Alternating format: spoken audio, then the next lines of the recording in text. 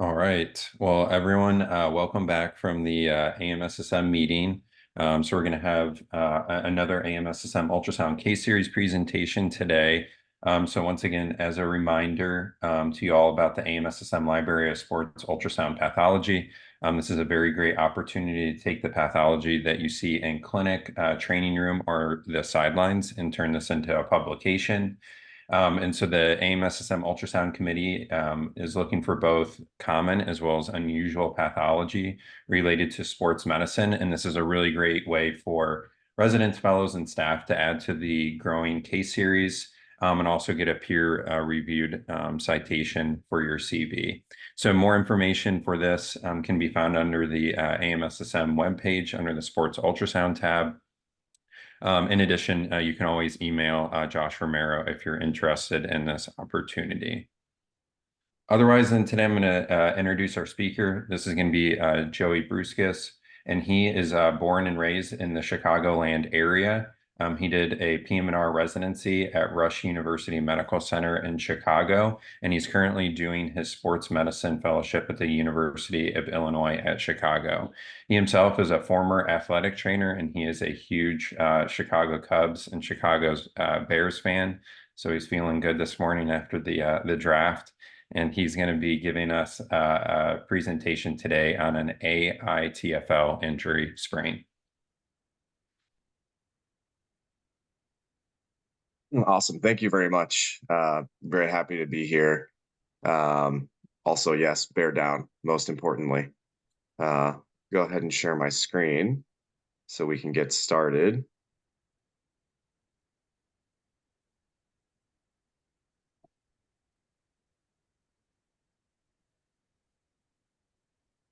All right.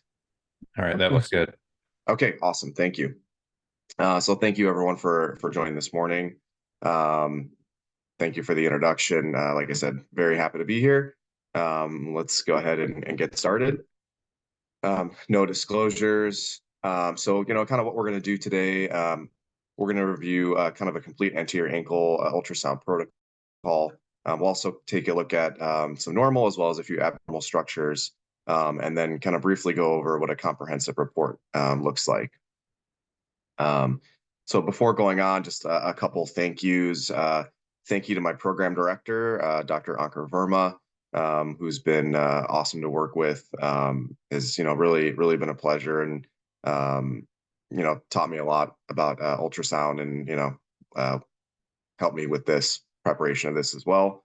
And then Dr. Terry Nicola, who is our ultrasound guru, who is currently semi-retired from clinical practice, but still takes time out of his schedule to share the breadth of ultrasound knowledge that he has with our fellows as well as our trainees. So thank you to both of those gentlemen. So getting into our case, so this is a 35-year-old male coming in with anterior ankle pain for about 2.5 weeks, sustained while he was playing hockey. So basically said, during the game, he went to change direction, skate kind of got caught in the ice, and kind of, tweaked the ankle, and felt immediate pain in the anterior aspect. He was able to finish the game, but he did notice that as soon as he took off his skate when he was done, that there was pretty significant pain and swelling, both anteriorly as well as laterally. So, he went to urgent care initially where x-rays were reportedly negative. He was given a lace-up ankle brace, kind of given the basic instructions of Rice. And then he wound up coming into our clinic, and he was doing better. He was able to ambulate, but he was still having a lot of anterior ankle pain, specifically when he was kind of like had to manipulate his ankle and foot to get dressed, put on shoes. Sometimes the pain would kind of shoot up the shin, and he hadn't tried getting back to sports yet. Interestingly, he did say that he had a history of kind of multiple lateral ankle sprains, but he said that this one just felt different than those. Otherwise, no relevant significant past medical history or surgical or family history. So on exam, importantly, main things was his gait was a little bit antalgic. He had good strength. He did have a little bit of swelling around the lateral malleolus. He was tender at the ATFL, kind of over the AITFL and the lateral malleolus as well. He had good motion, really no pain with any resisted movements. He did have some pain with anterior drawer and talar tilt, but really no laxity. But he did notice pain with tib-fib squeeze, and then when kind of doing a dorsiflexion and external rotation maneuver, that bothered him quite a bit. And so, we decided that it'd be appropriate to do a diagnostic ultrasound to try to evaluate for any specific, ligamentous injuries or other injuries that he may have sustained. So with that, we'll kind of go over the anterior ankle protocol. So this, most of this is going to be broken down into the kind of anterior leg compartment, and then, some of the anterior structures of the actual ankle joint. And so that anterior compartment in the lower leg, the acronym that everyone remembers is Tom, Dick, and Harry. So for this, the Tibialis Anterior, the Extensor Hallicus Longus, and the Extensor Digitorum Longus, and then Peroneus Tertius, which I said if present, and I'll kind of touch on that a little bit later of why I said that. And then again, looking at the joint, looking at the Talar Dome cartilage, the Sinus Tarsi, and then looking at that anterior inferior tibiotalar ligament, the artery and nerve that are passing right over the front. And then for this exam, we added on the ATFL with a bilateral comparison, just given that history he had of kind of multiple lateral ankle sprains and a little bit of tenderness over the ATFL. And then also AITFL stress imaging, if it's someone that you feel has, you have a high suspicion for potentially an AITFL, or a high ankle sprain is what it's most commonly known as. So, before kind of getting into the individual structures, I just want to touch a little bit about kind of this home base concept. So this is a concept that, for those of you that are not familiar with it, that may just be kind of getting started with your ultrasound training. This is a concept that I learned a couple of years ago, and is really, driven home in some of the AMSSM videos, that I think is a great concept. And, when I'm kind of teaching residents or medical students, ultrasound, this is one of the first things I talk about.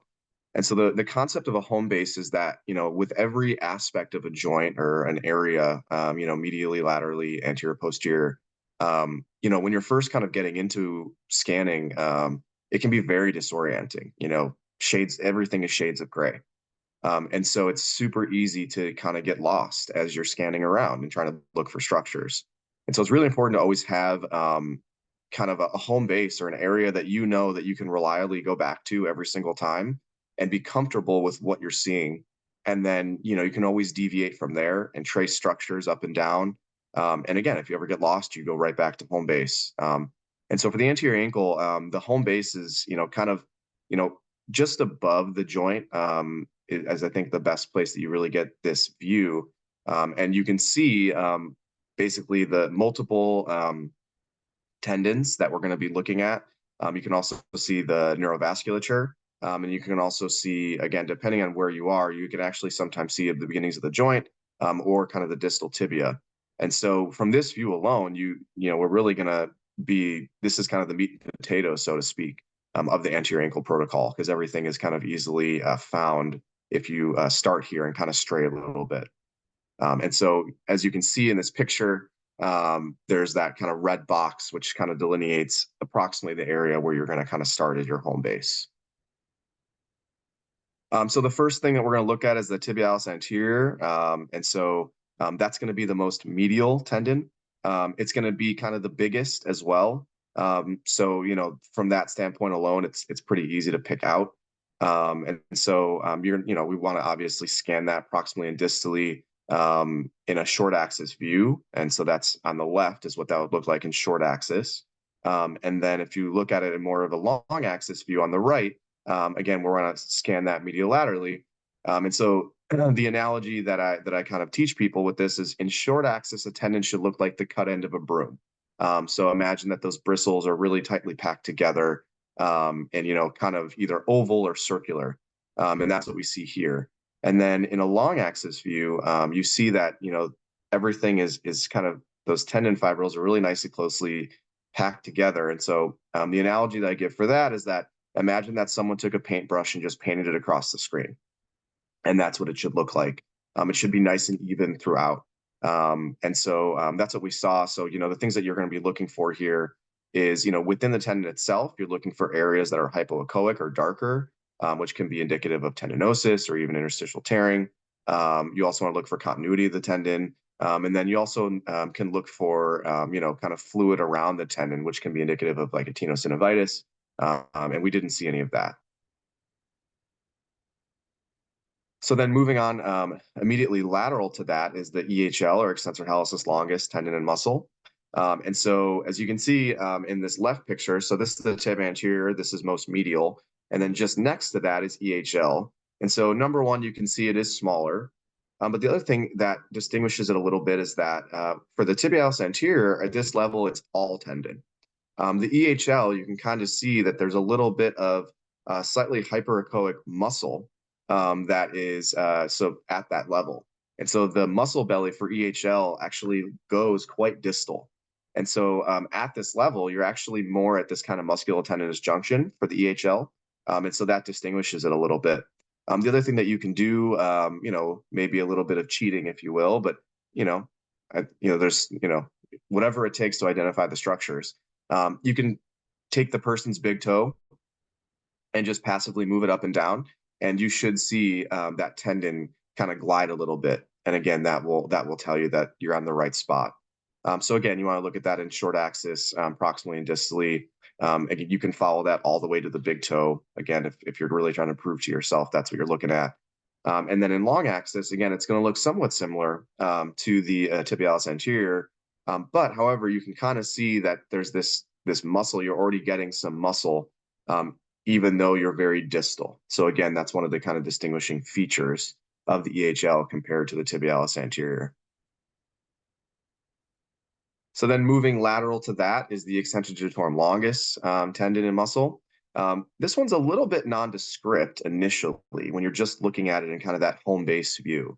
And so, obviously you're going to, if you count, you got tibialis anterior, then EHL, then EDL. But, if you're a little bit unfamiliar, or maybe, the anatomy seems a little off, one of the ways that you can prove that it's the EDL is that so at this level, all of the tendon fibers are packed together.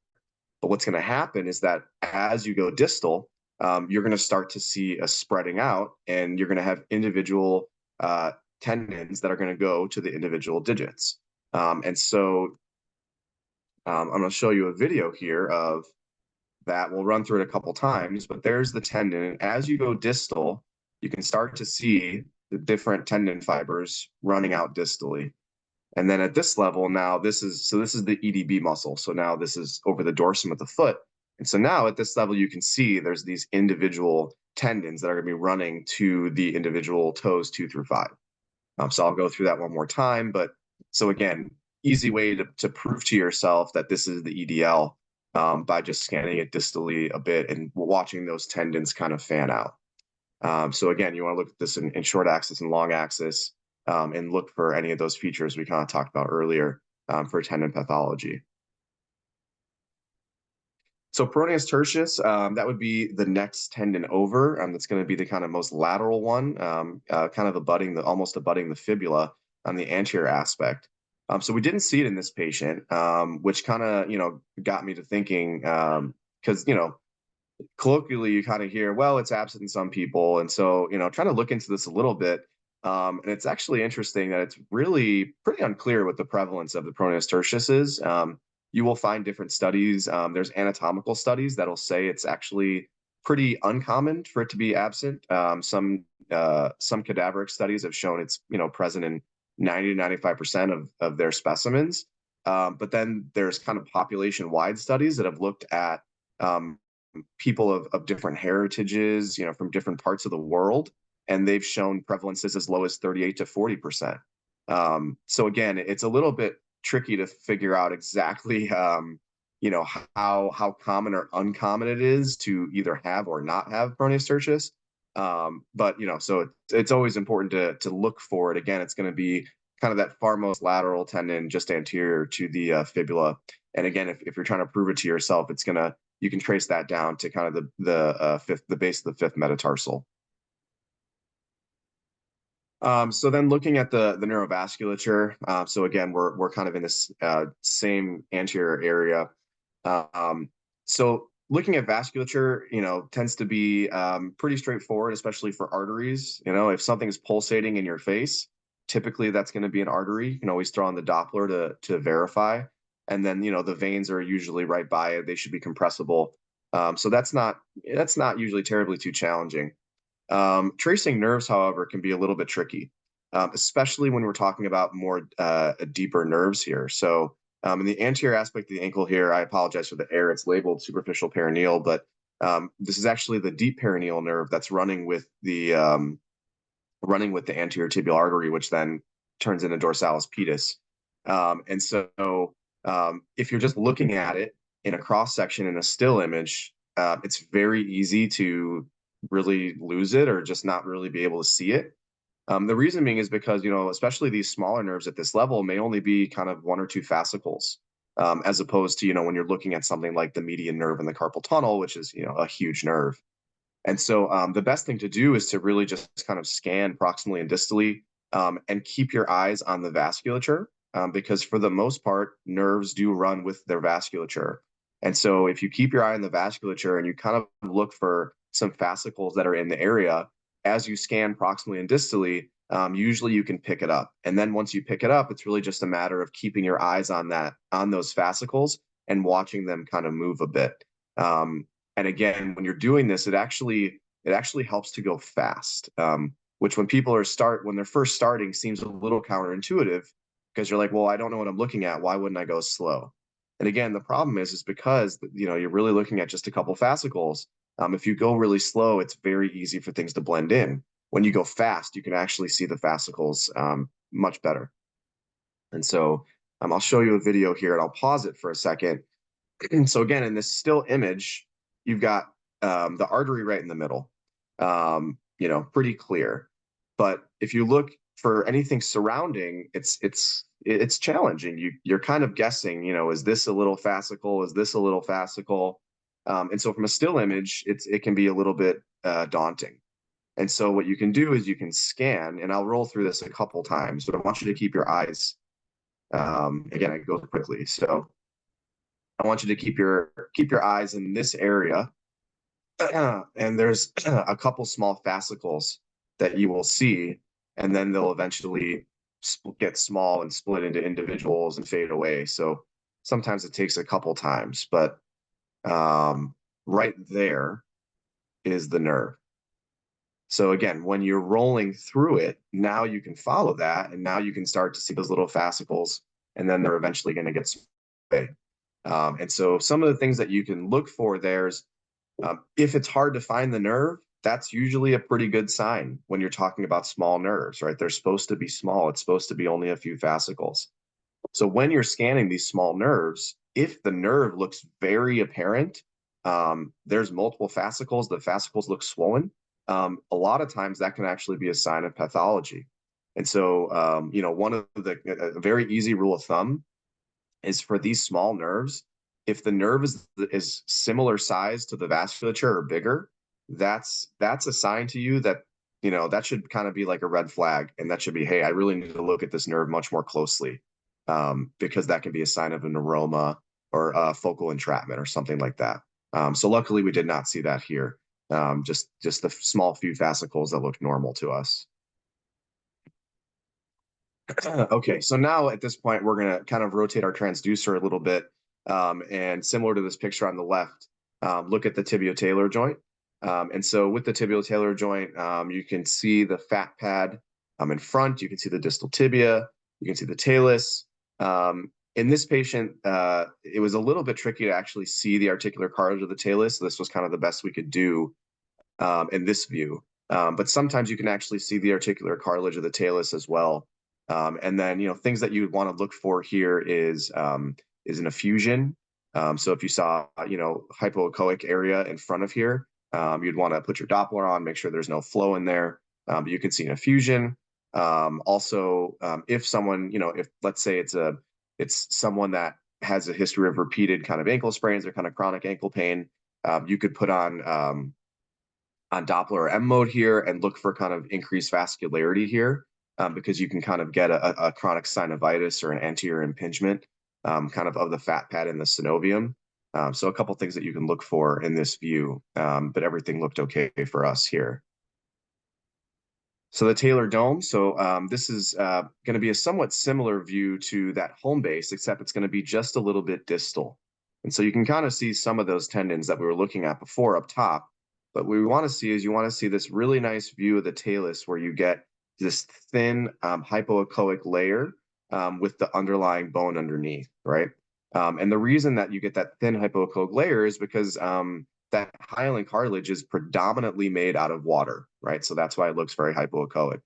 And so you want to see that nice thin layer kind of consistently, things that you can see in this view. In theory, if there was a large OCD lesion, you'd kind of see maybe a scalloped out part of that. For gout, the kind of classic thing is this like double contour sign where you'd have a bright hypoechoic or bright hyperechoic layer, then hypoechoic, then bright hyperechoic again. So those are some of the things that you can look out for, which we did not find in this case. The sinus tarsi, this is not an actual picture. We did not inject the sinus tarsi. This was just the best picture I could find as an anatomic reference. But essentially, the proximal part of your probe is going to be kind of anchored to the talus, and then the distal part is over the calcaneus. And the sinus tarsi it's just kind of a space. And so, you don't really want to see anything sticking out to you in there. You don't want to see hypoechoic fluid. You don't want to see anything that looks abnormal. You kind of want to see nothing, just soft tissue. And that's appropriate because that's mostly what that space normally is kind of occupies. There's some small ligaments and things like that in there. And so you can see that, it kind of just looks like some soft tissue in there, but no fluid, no swelling, anything like that. And so that was good to see, kind of negative part of that exam. Okay, so then looking at some of the ligaments here. So again, the ATFL, the ATFL is kind of one of these things where it's kind of technically it's part of the lateral ankle exam, but I think that in a lot of cases it makes sense to put in the anterior ankle exam. When looking at all of the lateral ankle ligaments, the best way to do that is to think about things like a clock face. And so if you imagine the distal tibia as the clock face, and then your transducer is the hands on a clock, you want to just, based on what you're looking at, you can think about things as a clock. And so the ATFL, you can see that this is kind of like almost like the hands of a clock right at the 3 o'clock position. And so if you're at that position, basically the ATFL should be right there. And then it's just a matter of kind of crisping up the picture. And so for this, we did do a bilateral comparison because of the fact he did have a history of kind of some chronic lateral ankle sprains and then a little bit of pain over it. So on the left side of your screen, you're going to see what the right or the non-affected side looks like. And so the non-affected side, you can see that there's this nice kind of slightly hyperechoic fibular structure that's running from the distal fibula to the talus. And so that's what a normal ATFL should look like. On the left side here, his affected side, we actually have a video to try to show it best. But you can see that if I freeze it, this, the ligament looks a little bit hypoechoic just in general. And then there's kind of one area that's a little bit more focal hypoechoic. And it also looked a little bit thicker compared to the other side. And then there was also just a little bit of a hypoechoic, what appeared to be fluid underneath of it. So, we'll kind of comment on that in the report later, but that was something that definitely caught our eye. And so we were glad that we took a look at that as a little bit of a detour from what we were interested in to show us, some pathology there. So then the AITFL. So again, if you're thinking about things on that clock face analogy, this is kind of almost your kind of 1 o'clock position. So it's a little bit of an oblique of the transducer. And so if you use that distal fibula kind of as your home base, you're just going to kind of, even if you're on the ATFL, you can kind of just windshield wiper your probe up to that 1 o'clock area. And you should see that distal tibia and fibula right there. And that's gonna be where you see your AITFL. So again, on the left side of your screen, this was the unaffected side. So you can see the distal tibia and fibula. And then in between those, you should see just a nice hyperechoic line of ligament. And that's what we see on the right. On the left, I'm going to show you it's in video form, and I'll run through it a couple times, but I'll pause it right there. So on the tibial side, you can see that the ligament is intact. And on the fibular side, you can see that there's this kind of focal hypoechoic area. And I'll run through the tendon, or sorry, I'll run through the video. And that was kind of persistent as we were scanning. So again, comparing side to side, we saw a significant difference between the two, which was something that we were concerned about and kind of somewhat confirmatory of what we thought as far as the diagnosis. I'll run through that just one more time to get a view of that.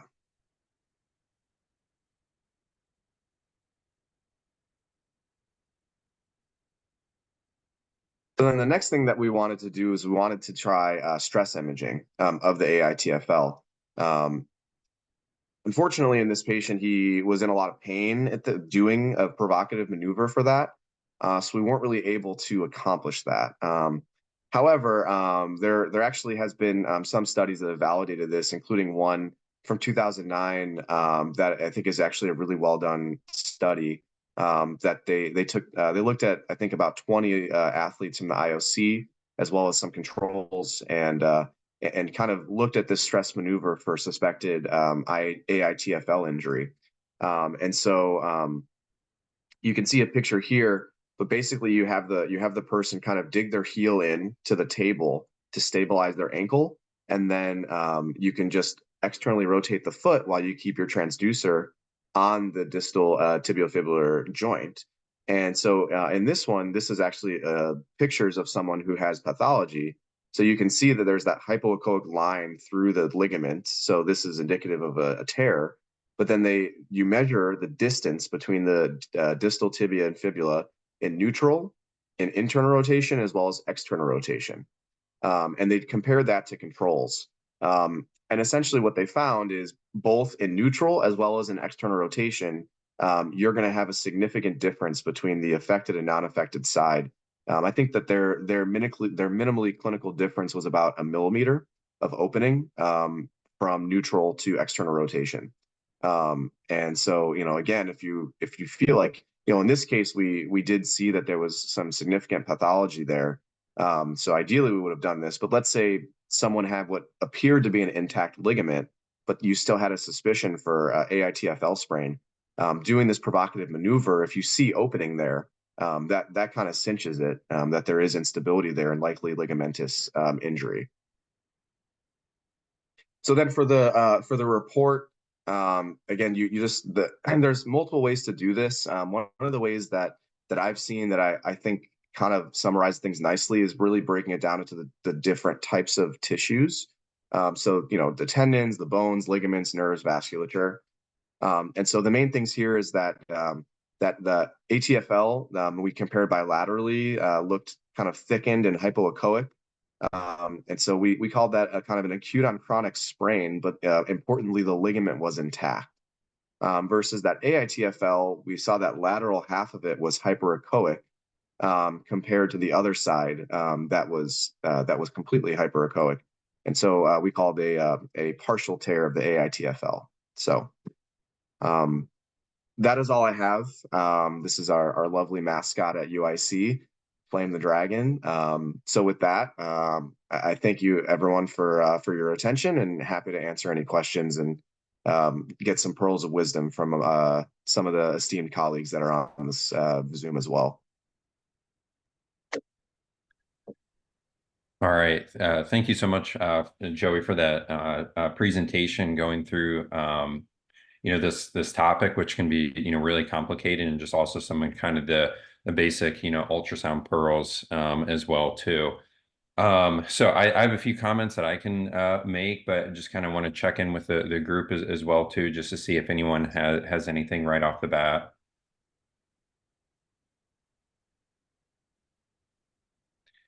If not, I mean, just a couple things that I'll make. These For the high ankle sprains, and I think ankle sprains in general, as you had kind of mentioned, you were going over an anterior ankle protocol, but they're challenging, they're complicated. You know, when you have these ankle sprains, there's many different structures, and so it's almost like you get this kind of separate ankle sprain protocol that you'll be kind of hodgepodging together, almost the anterior lateral ankle, you know, as well too, and even some cases the medial ankle, as far as then, you know, structures you're going to be, you know, taking a look at. And each of these cases can be individualized. But at least, you know, some of the other things that sometimes I'll, you know, include in the protocol, I'm concerned for this type of injury, just would also be looking at that lateral ankle for the CFL ligament, as well too then the subtalar joint, just because sometimes you can go ahead and get irritation in that area as well too with a joint effusion with these type of injuries. A little bit more kind of advanced scanning that I don't always include, but definitely can be indicated if, you know, some of these patients are starting to have, you know, more distal pain and things like that, is the talonavicular ligament as well too, just because that can get concurrently injured with these type of mechanisms, and sometimes that will indicate, you know, more prolonged recovery time, you know, for these patients. And so those are just some of the things that I'll kind of think additionally, you know, for these, you know, protocols to include. As far as then scanning, I think you bring up, you know, really good points as far as doing the side-to-side comparison, especially for a lot of these athletes. They've had chronic ankle sprains, and so that's a very good, almost kind of reference standard that you can use for these patients as well too. Then, as you had mentioned, the dynamic scan, I think it can be challenging just because obviously we've all seen these patients, even physical exam wise, let alone trying to do an ultrasound exam. If you're seeing them very acutely, they're having a lot of pain. So it's almost like you're only going to get, you know, one shot to go ahead and do these dynamic maneuvers. But it can be challenging, but definitely can aid in the diagnosis. I think some of the kind of future considerations, you know, for these type of injuries is, to be honest, it's a lot of, it's almost like some of the ligamentous injuries that you see in the wrist and hand as well too. There's honestly not a lot of, you know, standard reference values at taking a look at what is the normal interval, you know, for the AITFL, you know, between the tibia and fibula. And so that is, you know, one thing. Think hopefully, you know, literature will kind of start to look at more what is, you know, normal length. Typically, I think it's been mentioned between 1 to 2 centimeters. But then also, as you had mentioned, when you're looking dynamically, what is going to be abnormal for gapping, especially in someone who may have had, you know, more chronic sprains. But as you had mentioned, really the most of the literature, even though it is fairly sparse, is usually recommended anything greater than 1 millimeter is going to be abnormal, especially side to side. And I think the last thing I would mention, you know, you were talking about the peroneus tertius, just another anatomic variant that you can see in this area as well too, just to be aware of, is going to be that Bisset's ligament, which is just going to be an accessory AITFL ligament that you usually can find that's going to be a little bit distal, but running parallel then to the AITFL. So just to be aware that that can be present in some patients. So those are just, you know, some of the comments I wanted to make, but I'll go ahead and open it back again to anyone that has anything else. Yeah, this is Doug Hoffman. Thanks, Joey. As usual, I have a few comments. Well-organized presentation. Something that always is nice to have discussion on is the high ankle sprain.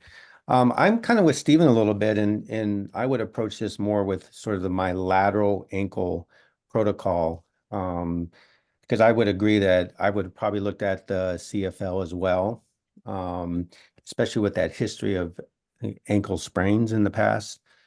So I would typically approach this with the lateral ankle protocol, adding on a few anterior structures.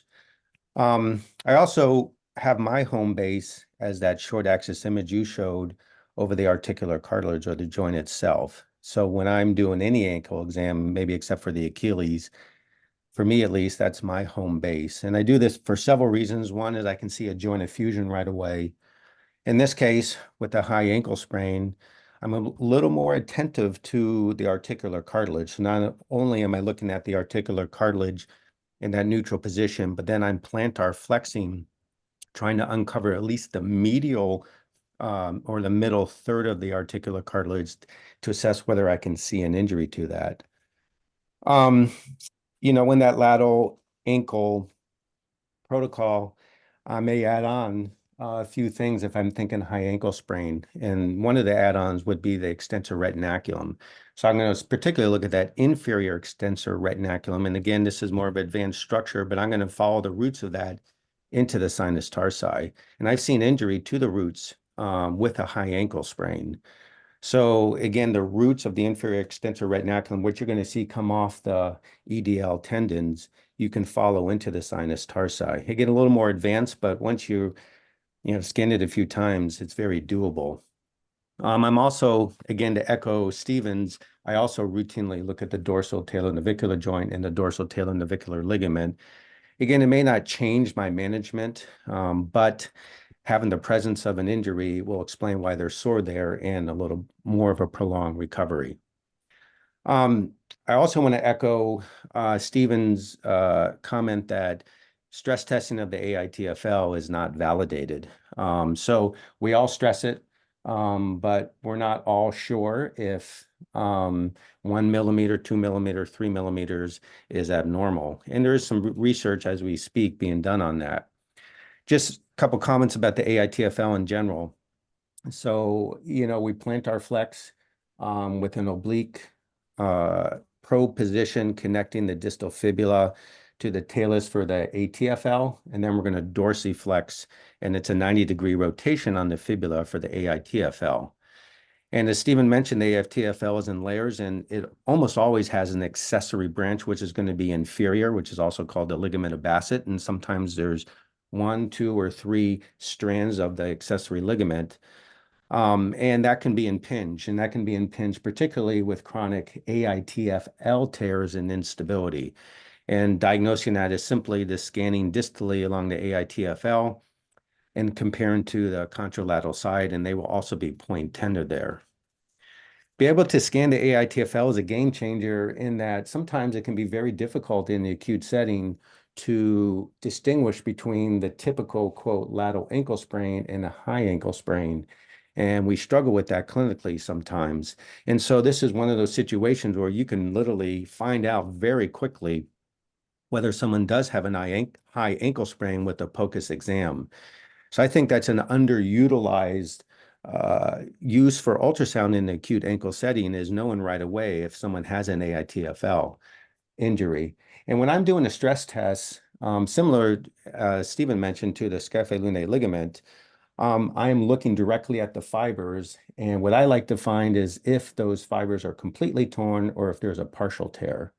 And if it's completely torn and there's significant gapping, again, we use that word significantly loosely, but if there is a complete tear of the AITFL and there's a joint effusion, I'm often going to recommend or obtain an MRI in those situations because there's a much higher chance of having intra-articular pathology in those situations.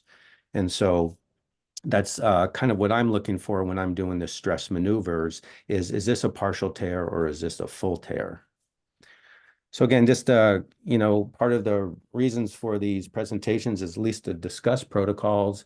And certainly an anterior protocol is reasonable. But as Stephen mentioned, I kind of have my acute ankle or subacute ankle injury protocol, which is mostly a lateral ankle protocol with a few add-ons if I'm thinking that this could be a syndesmotic injury.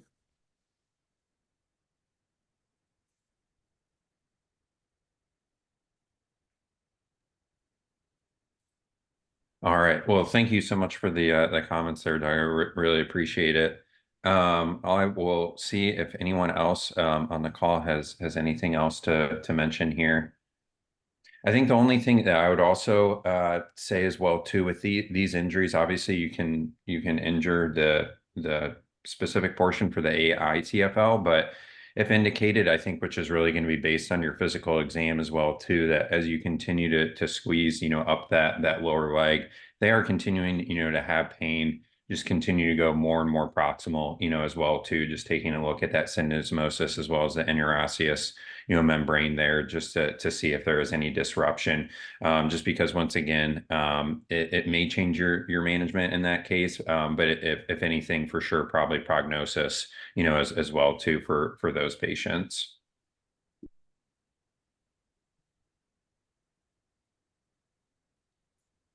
All right. Well, if no one else has any more questions or comments, we'll go ahead and close out today's session, and then we'll have another presentation in 2 weeks, primarily then covering snapping iliopsoas tendon. So thanks again, Joe. I appreciate the presentation today.